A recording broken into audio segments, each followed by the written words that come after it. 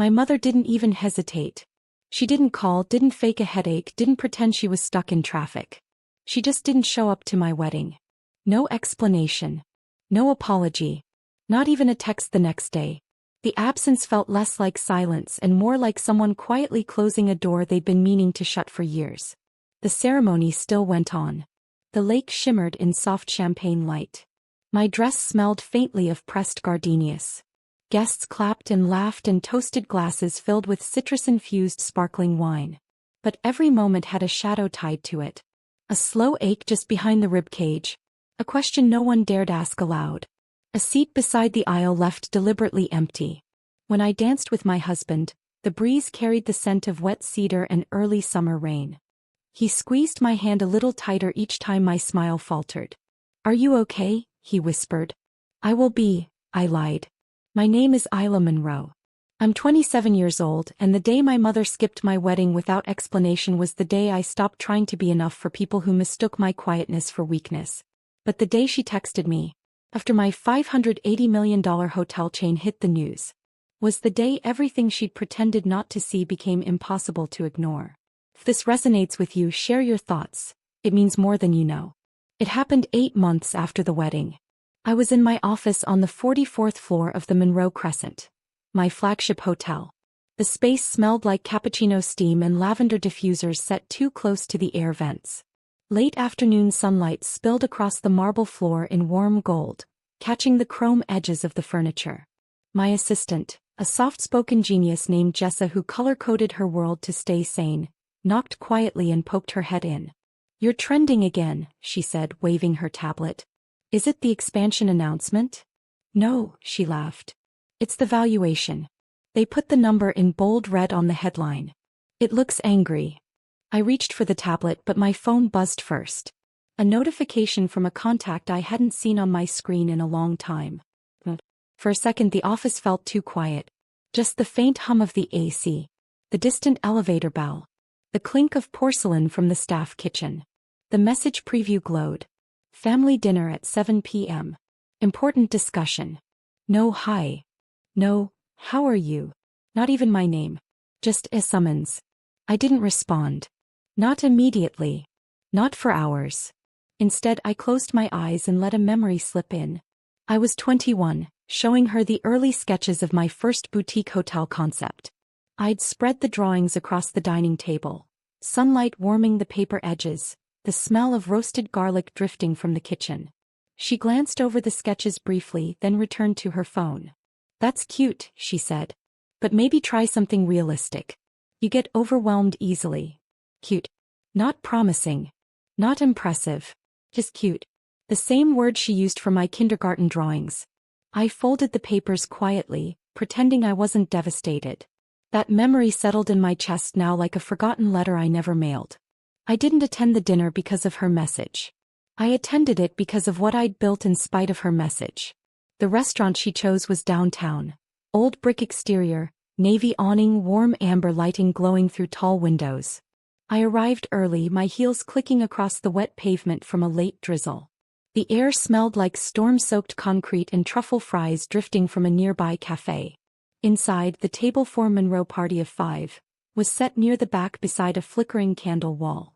My mother sat at the head of the table, her posture adjusted to the exact angle she used when she needed the world to believe she had her life in order. Her pearl earrings glinted like cold stars. She looked beautiful. She looked composed. She looked performatively maternal. My sister was there too, legs crossed, fake casual smile ready. My uncle and aunt sat stiffly, their voices dipped in polite curiosity. The moment I approached the table they rose slightly. Not out of respect, but out of calculation. I could see the questions forming behind their eyes. The waiting. The measuring. The silent reevaluation. My mother stood and opened her arms with a warmth she hadn't used since I was a child. "Isla, sweetheart," she said. "Sweetheart." The word clanged like a wrong note on a piano. He hugged me. I did not hug back. When she pulled away, her eyes flicked across my face, reading it like an investor assessing risk. "We have so much to discuss," she said with a tight smile. "Important family matters. Important." As if the wedding she missed wasn't one. We took our seats. Menus opened. Silverware timed. The candle beside me flickered over the linen tablecloth, warming the shadows that ran across my hands. My mother leaned forward. Her perfume, jasmine and something sharper, drifted into the air. I heard the news today, she said softly, almost reverently. Your company, $580 million. Her voice faltered on the amount. My sister's chin lifted a fraction of an inch. She adjusted her napkin even though it didn't need adjusting. My aunt cleared her throat. My uncle leaned in like the opening of a negotiation. I waited, letting the silence stretch just long enough to expose the thinness of their sudden interest. That's quite an accomplishment, my mother said, but her expression wasn't pride. It was hunger. Not for money. For relevance. She needed my success to orbit her, to restore a reputation she'd chipped by skipping my wedding. And now, she continued, we can finally discuss how we move forward, as a family. I exhaled slowly, letting the memory of my wedding, empty chair, unanswered RSVP, the ache beneath my ribs, fill the space between us. She wanted something tonight. Something she thought she was owed. But I hadn't arrived alone. I had brought someone. Someone she never expected. Someone who saw my worth long before she ever did. I glanced toward the restaurant entrance. Any second now, they'd walk in. And when they did, the dinner, the dynamic, the entire hierarchy of our family, would shift forever. The restaurant door chimed softly as someone entered. A breeze slipped in, carrying cold air, the faint smell of rain on pavement and a thread of sandalwood cologne. My mother straightened in her chair. My sister paused mid-sip. My aunt and uncle looked at the entrance like investors scanning a spreadsheet. They expected someone rich, someone powerful, someone beneficial to them. But the person who walked toward our table wasn't wearing a suit. Or a designer coat. Or anything that signaled status in the way my family understood it. He wore a simple charcoal sweater, sleeves pushed to the elbows, and the same watch he'd worn since the day he bought it with his first paycheck at 19. His name was Theo. My husband. The man my mother didn't care enough to meet. The man whose wedding she'd skipped. The man who believed in me when no one else did. Not even me. He walked toward our table with the calm of someone who knew exactly who he was. My mother blinked. The smile she'd prepared, the warm, polished, performative one, froze on her lips. This is who you brought? She asked quietly, not realizing how loud the question sounded in the hush of the restaurant. I didn't flinch. Yes, I said. This is who I brought. Theo reached the table and placed a gentle hand on my shoulder. Steady, warm, grounding. A soft gesture but enough to shift the atmosphere around us. Good evening, he said with a small, polite nod. His voice held no insecurity, no defensiveness. He was comfortable in his own skin, even in a room that had already decided his value. My mother didn't stand. My sister's smile twitched like she had tasted something unpleasant. My uncle cleared his throat, disappointed that the person I brought wasn't a billionaire, a politician, someone they could use as leverage. The candle beside me flickered, throwing soft shadows across the table.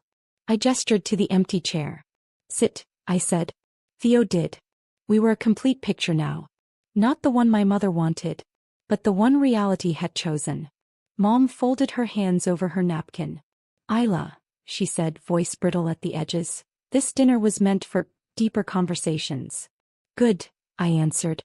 We're ready for that. Theo's hand brushed mine under the table, just long enough to steady my breath. He didn't need to speak. His presence alone was an anchor. My aunt leaned forward, expression strained. We were thinking, she said, that now your company has succeeded, it may be time to restructure things within the family. Create opportunities. Shared investments. Influence. There it was, the purpose of the invitation. Not reconciliation. Not apology. Not even curiosity. Just strategy. My mother added quickly, we want to rebuild. Start fresh. Present ourselves publicly as a united family. A united family that hadn't attended my wedding. A united family that deleted my calls for years. A united family that mocked my business plan behind my back. It was almost poetic. Theo studied them quietly, assessing their words the way he assessed contracts. Calm, patient, measuring intention between syllables. Mom pressed on, her voice softening in a way she thought sounded maternal. You've grown into someone impressive, sweetheart. And we want to be part of that. I almost laughed at the timing. Almost. Instead, I let a memory rise. A drifting one. I was 17, sitting on my bedroom floor surrounded by city maps and colored markers, designing imaginary hotels. My mother walked by, glanced at the sketches and said, "You're dreaming too big, Isla. Things like this aren't for girls like you." Her words felt like cold water poured over my ambition. It seeped into me. Stayed there. Tonight, her rewrite of history struck me like static in my chest. I breathed in slowly. And then I said the one sentence the entire table was unprepared for. "You weren't invited to my success." Silence. So sharp it cut the air between us. Theo lowered his gaze slightly, the way he did whenever he admired quiet strength. My mother blinked. Her throat tightened. "Isla, we're your family." "You skipped my wedding," I replied softly. "By choice. And when I finally built something worth millions, that was the first time you reached out." Her face fell. Color drained from her cheeks. For once she didn't hide behind polished expressions. My sister scoffed lightly. "So dramatic. You didn't even fight for us to come." I turned to her. "You threw away the invitation." The table went still. My sister froze. My aunt gaped. My uncle whispered, "Is that true?" Mom looked at her, really looked at her for the first time. The truth cracked visibly across her face. "You did what?" she demanded. My sister stuttered. I just, why would she marry someone like?" She gestured toward Theo. "Wrong gesture. Wrong man." Theo finally lifted his eyes. "I'm the person who held her while she cried on your wedding day." His voice was calm but unyielding. "And I'm also the person who told her she deserved better than this." A tremor of silence passed through the group. My mother swallowed. Her voice broke like thin glass. "Isla, I'm sorry. It wasn't perfect. It wasn't complete. But it was the first apology she had ever given me in 27 years. I inhaled, tasting the salt of something that wasn't pain anymore. Maybe release, maybe recognition. I placed my hand gently over Theo's. "Mom," I said quietly, "I'm not closing the door. But I'm not walking through it blind anymore." He nodded slowly. Not forgiven, but understood. And for the first time I saw her not as the woman who wounded me, but as the woman trying. Late, flawed human. The waiter arrived with menus but nobody touched them. The silence around the table wasn't hostile anymore. It was resetting itself. Rebuilding itself. Fully. Awkwardly. Honestly. Theo squeezed my hand beneath the table. "You okay?" he whispered. For the first time in a long time, I was. "Yes," I said. "I am." If you've lived anything like this, tell your story, and don't forget to subscribe.